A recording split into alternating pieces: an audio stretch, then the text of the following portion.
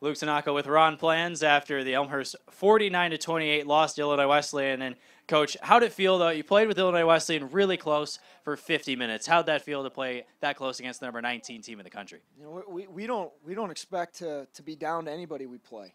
You know, we talk to our guys all the time. We see ourselves as one of the top programs in the CCIW. We have great players. We've got great coaches. We've got great administration backing.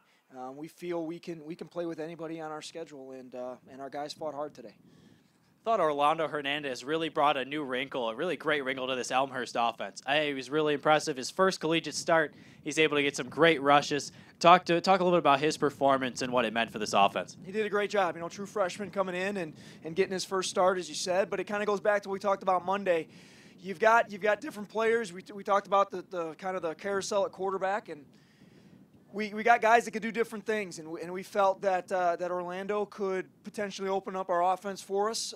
You know, we had tried some other things weeks before, and we just thought Orlando's dynamic might be able to open up some things for us, and he played really, really well. They came out firing on offense. You had the big interception on the first drive, but really they moved the ball for the first 3 drives pretty effectively. But then in the second quarter, you limit them very well, and they stop at 14 points. What do you think about the adjustments you made in the second quarter to limit them? Yeah, the adjustments were we started tackling.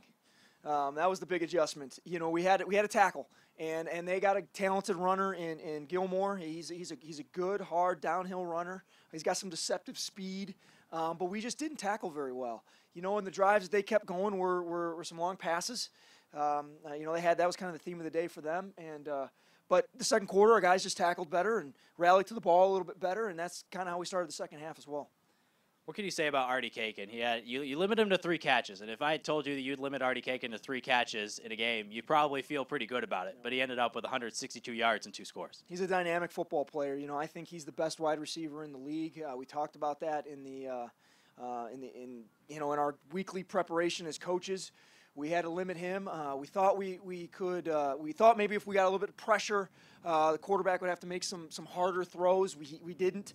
He was able to make some good throws where he got to stay in the pocket where he's comfortable, and he hit Artie Kakin. Artie Kakin goes up and gets the ball, and he's been doing that for 4 years. I'm glad he's a senior. No kidding. All right. Well, you had a couple of breaks that didn't go your way, and a couple of different plays, including Trent Howard at the end of the first half. Couldn't quite pull in that interception that potentially could have sent you to the locker room just down by 1 touchdown. Talk a little bit about some of those plays. Yeah, breaks are what they are. I mean, that's life. That's football. You can't count on those. You can't count on having breaks. You got to execute. You got to do what you want to do. You know, I'm not going to really put that on Trent and trying to make it was a tough interception. He kind of had to lean back into it. Really, it's we gave him a free first down on a late hit out of bounds penalty that kept that drive going. When we're about to get him off the field, we get a late hit out of bounds. That's what allowed that end of the half drive. You know, you take that away, I don't think they score in the second half. It's a much different mindset. But our guys flushed it.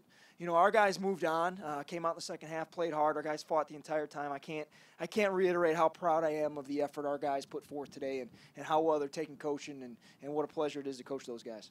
Well, thanks a lot, Coach, for joining me here on the field, and I'm sure we'll talk to you again soon. I appreciate it. Thank you.